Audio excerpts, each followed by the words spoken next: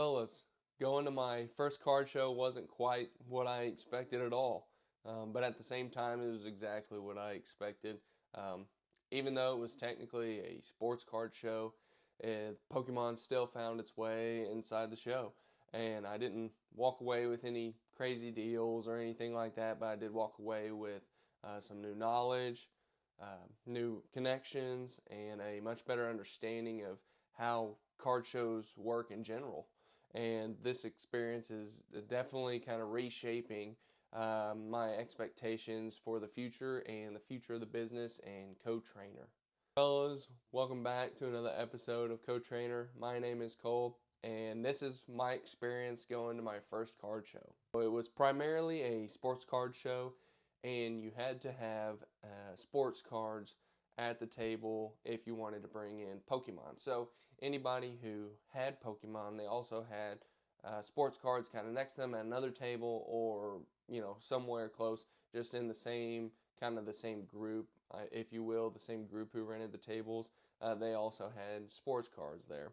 So the product that I did see there was a lot of slabs, some singles, and some sealed product. Actually, I didn't expect to see some of that. I saw some ETBs. I saw Ascended Heroes ETB, Destined Rivals, Prismatic, and even saw some Japanese, which I was very surprised. I asked the guy how he gets it, and he just said he messaged some guy and he sent it to him, and he only ordered like one box, but that people were interested in the packs because they're so cheap or whatever, and they always have a hit inside of some kind, like an EX or whatever.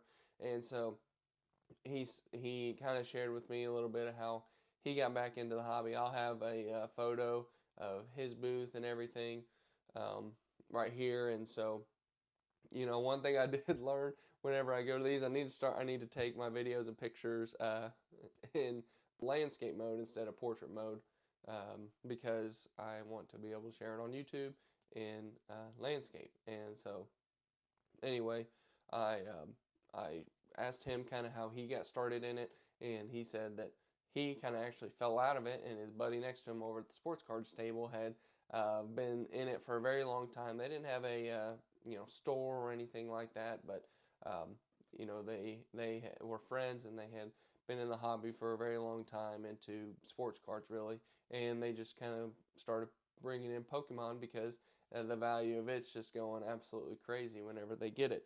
And so, it was really cool to get a chance to talk to some older folks. Of course, a lot of these folks were older. Some were my age, actually, and I'll get into that later. But, the experience that they had behind that table was a lot of potential that I could have tapped into. And just getting a chance to speak with them and get a little bit more knowledge around how a card show works really was great for me. So I did have a friend who came, and that was nice to be able to share that experience with him a little bit. That was his first time going to a card show, and he brought his wife and son, and they actually spent a little bit of money while they were there. I didn't spend any money. I was able to keep it all in the pockets, but I did bring some just in case I had to pay to get in, or if there was anything that I saw that was interesting. And so, they saw some singles that they really wanted, and they bought those. But it was really cool to get to share with him a little bit of knowledge on like the newest sets that were coming out versus what they kind of had out at the show, and what everybody will be getting in future card shows and things like that. And so it was really nice to be able to share that moment with somebody that I knew that's kind of into cards and Pokemon a little bit, to maybe get them more interested in the future. They don't know anything about the YouTube channel yet, but it was a lot of fun to get to share that with somebody that I did know. And I did go by myself. I didn't bring the boys or my wife. They were with the grandparents, with the in-laws. So I decided that I was just going to go quickly myself.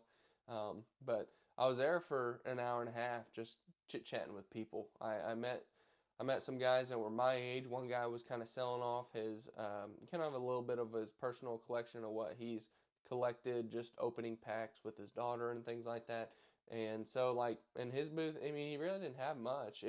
He did have some sealed product. I don't know if you've seen the 30th anniversary promos with the promo Pikachu and a coin and like 3 packs. I'm not sure what packs are.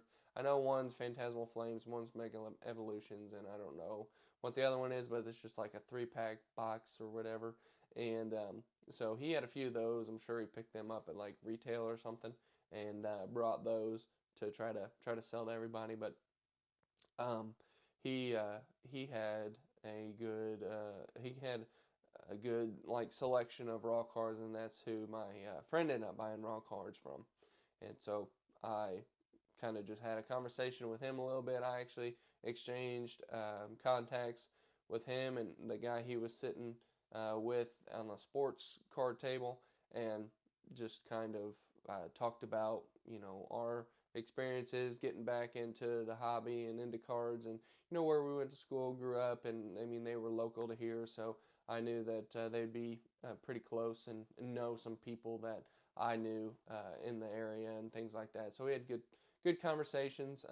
I did show them the Tyranitar, and they couldn't pick out any of the flaws in the other one, and so I decided I was going to go to another table to kind of get their opinion on that card as well. So when I went to this new table, they had a huge selection of cards and stuff. They had the sports cards and slabs and singles, and then they had Pokemon slabs and singles table, and then they had like 2 tables of sealed product. I don't know if you'll be able to see it in this video, but I don't think I showed the sports cards. You could see just the slabs and singles they had, and then as I pan over, you can see the sealed product they had. They had the Prismatic bundle, and they had some of those box tins. I've never seen those tins before.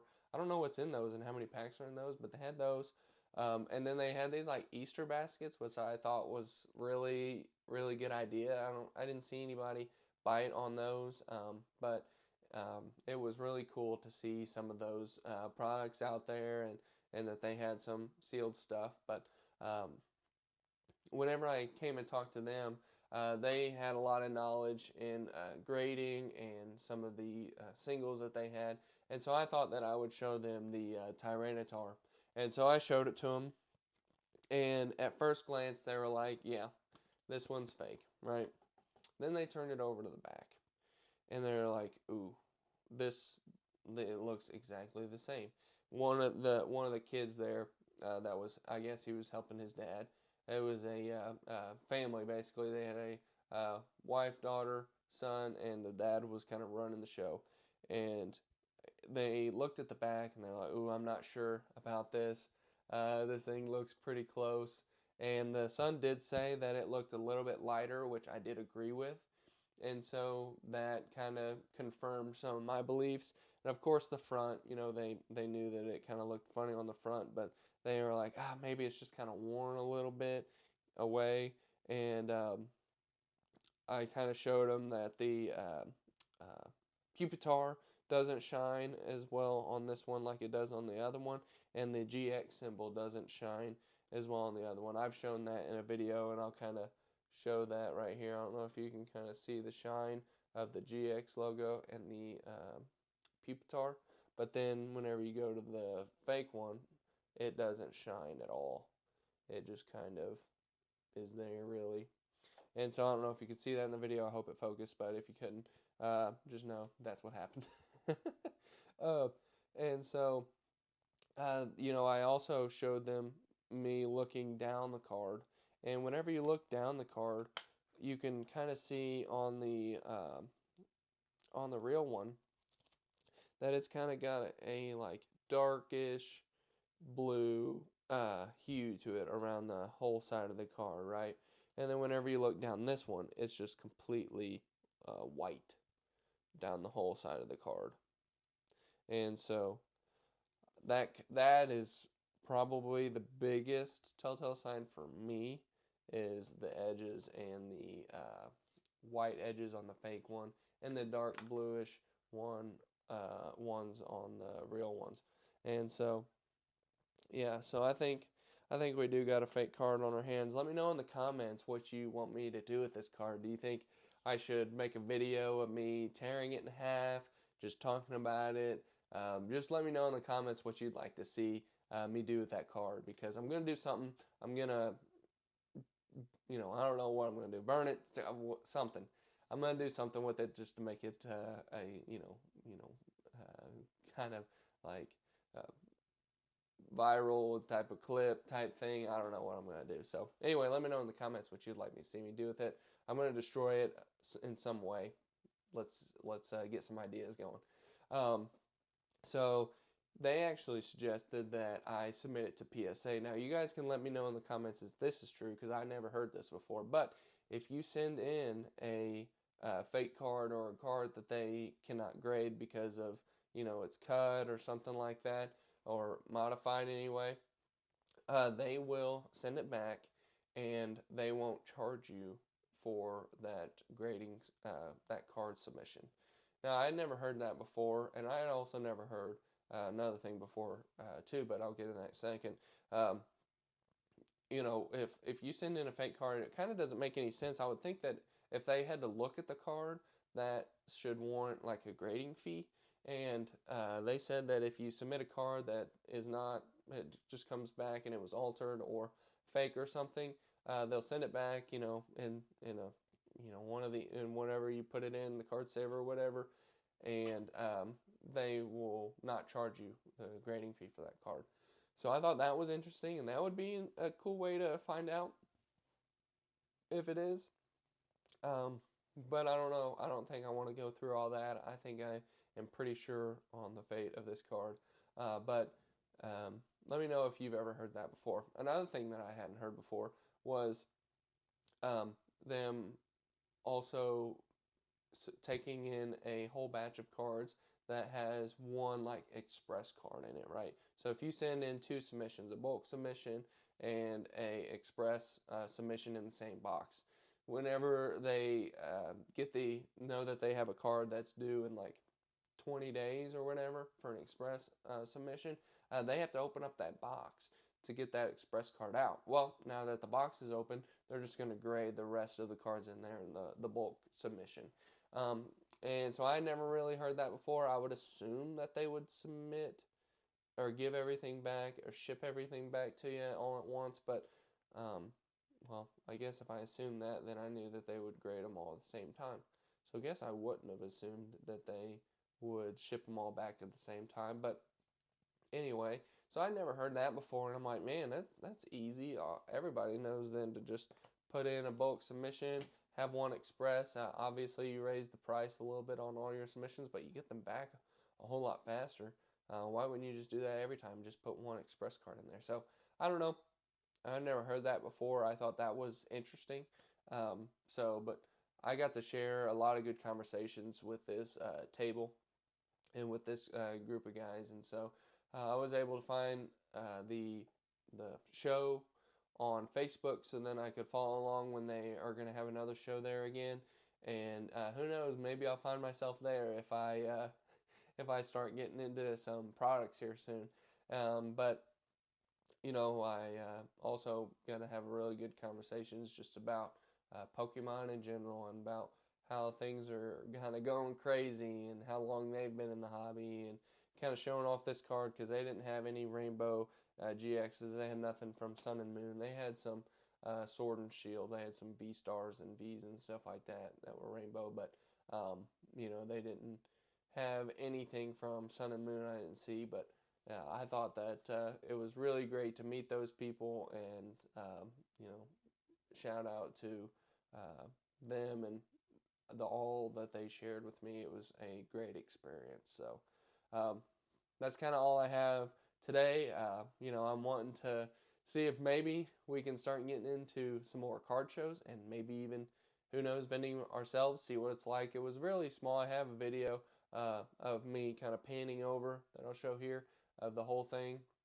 Again, I'll probably show that in the beginning. That kind of showed you how big it was. And I mean, there was like, 1, 2, 3, 4, 5, 5 or 6 rows of people, and I mean this is a very large kind of conference room area. So I would say that there was probably 30 tables there or something. There was a lot. There was a lot of people. So it was really great to meet some people, and some people that I knew that didn't even know that they were into cards and stuff like that. So some, they were like, we're looking to open up our own store, and I'm like, man, some opportunities might be opening up to have my own LGS and kind of sell Pokemon in a store. Like that would be really cool, and introduce them into Pokemon.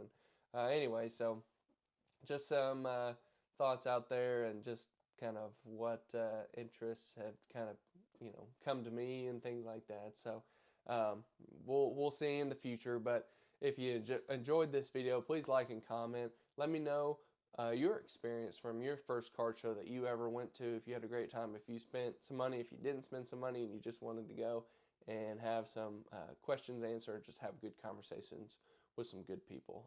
Let me know in the comments below. Please subscribe as well, and knock yourself out watching the next video.